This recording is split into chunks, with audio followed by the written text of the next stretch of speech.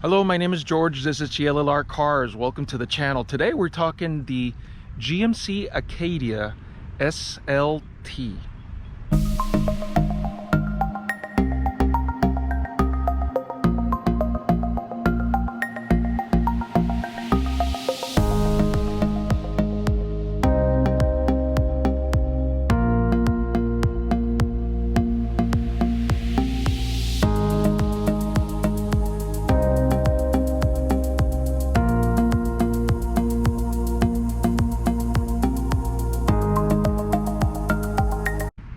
The GMC Acadia SLT is a mid-range model of the GMC brand. It basically starts with the SL, then their SLE, then there's the SLT, and then there's an AT4 and a Denali. So this one right here is one that is, again, like in the middle of the pack. It is one of the larger SUVs that is meant to have the third row of seat configuration, so it's the larger SUV for larger families. It does come in a couple of configurations. There's a front wheel drive and an all-wheel drive. There are a couple of engines for choose from, 4-cylinder and 6-cylinder engines, and this can be spec'd extremely high end, or it could start with a very low end spec. But the idea about larger SUVs is SUVs today are the cars or the vehicles that are more popular because they're obviously more practical. They can carry more passengers. You can have, to some degree, tow a little bit. You can have a lot more space to carry your stuff. So it's become the vehicle of choice in America. And because of that, cars like these are extremely popular, and it's a very competitive segment in the industry. So a 3-row seat SUV with a decent package, or a decent set of packages, whether it's technology and engine configurations, etc., will probably yield a car that will have very few compromises. And I think that's the idea here, is try to get a car that can do most of the things that you need, and that's what a car like this can do. So GMC is the part of General Motors, as part of the brand that has a little bit more than what Chevy would offer in a car like this. And the first thing to look at is the impressions, at least in terms of the look and feel of the car, is a very good shaped vehicle. I like the fact that it is kind of angled down and it raises up in the back. So as a result of that, it has like a very slick look. And I know that beauty's in the eye of the beholder, but at least for me, this car, it has a very good exterior appearance. The car, again, it comes with a few options here. It's got, you know, the luggage rack up here. In terms of when you have the keys, you got the button here where you can press it to lock or unlock if the keys are in your pocket, which is very convenient. It's got, again, like I mentioned, 3 rows of seat. So just locking it back again doesn't do it for all the doors. But it's got the 2 independent bucket seats here, and then 3rd row of seat in the back, which gives it considerable amount of space. The leather seating is very good. It's very good high-end leather seating, and it has the ability for you to move the chairs forward so you can easily have access this way. However, I would probably say that because these are the bucket style seats, you can just walk through that center aisle. You got air conditioning controls in the back, and you have them up here in the ceiling and up there in the back as well. And you have independent way of controlling the fan speeds in the rear. So for a car this big, you do absolutely need that. The interior, again, is not like super duper high end like a luxury vehicle, but the leather surfacing and the materials are fairly decent. They do have a little bit of plastic, like here on the doors. This is not like a really hard plastic. It's more a little bit like a rubber. But again, you got to make some compromises if you don't want to be spending a huge amount of money in a vehicle like this. And in terms of the controls, if I come inside, press button start, and the controls are easy to access. The controls are within your fingertips. one of the things that I like about a car that can get big like this, I've been a little bit critical about some Toyotas where the controls are so far away, you need to kind of lean over and try to reach for some of those. Good case in point is the Toyota Tundra. A car this big, just for you to have an idea, a reference in terms of distance, if I put my elbow here on this armrest, I can already reach the shifter for changing the speed. I can reach the ventilation controls. I can reach the radio controls. And although I cannot touch the screen from this distance, I'm only about 6 inches away from just doing that. So everything is very easy to reach. Another thing that I like here about what they did with the interior is that the steering wheel is small for a big car like this. You don't want to feel like you're driving a bus. You don't want to feel like, you know, it takes a lot of effort to turn that wheel and move the hands quite a bit. This is the size of a steering wheel of a small car. If you look at this, you know, think of it as a pizza pie, a large size pizza pie. That's about the size of it. And it makes it easier to drive. It makes it feel like you're driving a car if that's the feel that you want, and everything is easy to reach. Again, when it comes to like the pedals down below, everything can be adjusted simply because obviously I can move this chair quite far back. So for a very large, tall individual, this is not going to be a problem. If a driver is a shorter individual, I can move the chair considerably close where I'm bumping my knees. I basically need to raise my knees to make sure that I can fit in there, and I'm very cramped in here. So again, it just fits a wide range of driver sizes, and that's what you want in a vehicle like this, because usually if it's a family vehicle, there's going to be multiple drivers, and as such, it needs to basically account for that. It's got the heated seats. The cool thing about the heated seats is that it can do heating on both the bottom and top, or just the backrest on both sides. The temperature control are dual climate control. I already talked about that. There is a rear fan control that would allow you to pump more air to the back. For those of you who are familiar with some of General Motors products, the infotainment screen is the typical General Motors. I normally don't get too much into the infotainment systems because they're ever changing, and you could probably find a review of an infotainment system that is dedicated, or a review that's dedicated to the infotainment system. In my opinion, it gets it done. You have your typical phone controls, audio controls, temperature controls, navigation, which is important. And if you need to sync it up with your cell phone, you can do that as well. So again, no compromises there. I think the one thing that you do need to keep in mind when you get an infotainment system is it does need to be responsive. So if you're clicking through things, if you're moving around, if you're selecting things, it does need to be responsive. Otherwise, you're going to have a very frustrating experience. This particular model has a way to basically limit the rear hatch opening from an off position to 3/4 open to maximum opening, and kind of unusual. I don't see this in many other cars, but it does allow that. So right now I have it on full, and I could have done that with the key fob, but if I open it that way, this is what the full open is. Because the rear seats are all the way up, I'm going to I need 2 hands for this. Give me a second.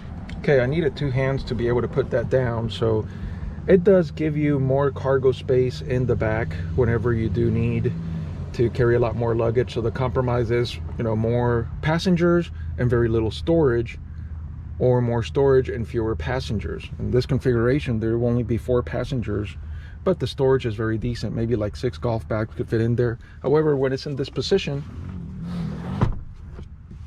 I'm going to bring this thing back up here. In this position, you could probably get a single rollerboard. If you look at the distance here, maybe about 6 inches to 12 inches from where this thing will close. Very little space. There's a little bit of space there down below, but not a whole lot of space if your idea is to maximize passenger space. In terms of like the look on the down below where the wheels are, although this one has 18-inch wheels, it does have the big tire that doesn't make it look like it's got small feet. So you could get a configuration with larger wheels, but nevertheless, this one is adequate. Depends what you're looking for on it. The front grille changes also based on the trim level that you get, and this one being the SLE or SLT rather has the those parallel bars in there. One of the things that I like about this car is that it doesn't just get taller as you look back from kind of a low shape there. It does, if you look at this angle, it does get a little bit wider as you get towards the back, like from the second row of seats on back. It does get a little bit wider, and that's something that you don't see in many cars. Many cars is fairly flat in terms of the width all the way around, but I do like that. Here's another angle where you see this line that comes and then it kind of bends down a little bit narrower when it gets towards the front. A little bit of an overhang here gives it a little bit of a visor look. Not very big, but enough to give it a nice shape. And again, it depends on your taste, but I do like the overall exterior look. This car is the V6 model, so there is a 4-cylinder model and then this V6. And I would recommend that you consider a larger engine with a vehicle this big and this heavy. So we're going to take it out on the road, see how it drives, and see what my impressions are. First impressions. The acceleration is very quick at low RPMs. So what surprised me about a car this big and heavy is that the acceleration or the punch that you feel when you just punch it a little bit, give it some gas, is very quick. Oh, it actually peeled a little bit there. And the reason why it peeled is because this car comes in front wheel drive and all-wheel drive configuration.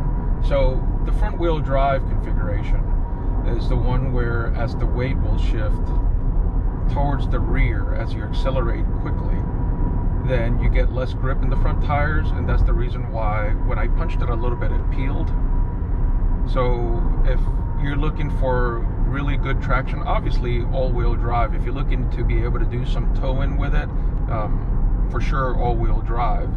There are some advantages of front-wheel drive. If you're driving in snow and you lose traction and the rear wheels, those of you that live in cold weather will know this very well and can relate to it, and that is that the rear tires will lose traction and you're basically going to fishtail. That's what they call fishtailing. On the other hand, if you have front wheel drive, even if you lose traction, the vehicle's not going to, well, obviously it's not going to move if you're just spinning the wheels, but if you get a little bit of traction, you're not going to lose control, and that's the important part. The other thing that it's a very good first impression is both the driving position and the comfort. I have the ability to get good visibility on here, have all of my controls at easy reach, and just from where I'm sitting here, everywhere that I need to reach is easy to reach. The visibility is very good, and the visibility all around actually is quite good. So looking back there, yeah, there's 2 headrests back there, but it's still decent visibility and pretty much all the way around. So this car has been built with comfort in mind, with practicality in mind. Being this size and having this many passengers and knowing that it's built for larger families, this car, that's where they put their priority. So this one having a V6 engine has 0 to 60 times of 6.1 seconds, which is very good. But I use those numbers so you can use that as a reference. For a non-performance vehicle, that is a decent number. For an SUV is actually a good number, and in that regard you're not making any compromise. In terms of the ride quality, as expected for a vehicle this big, it is very, very soft, very smooth. So you basically don't feel the road. It's like driving on a cloud. It really is. Now the compromise with that is that it does have a little bit of roll when you make turns, You do feel the weight. But again, if your priority is not performance, this is a very good compromise, because all of your passengers are going to be comfortable. It's going to always be a very smooth ride, and a pleasant ride for that matter.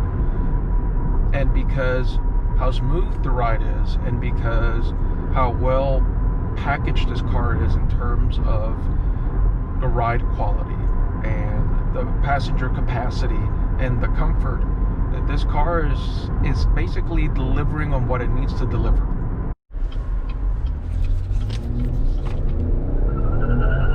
Oh, it actually peeled a little bit there.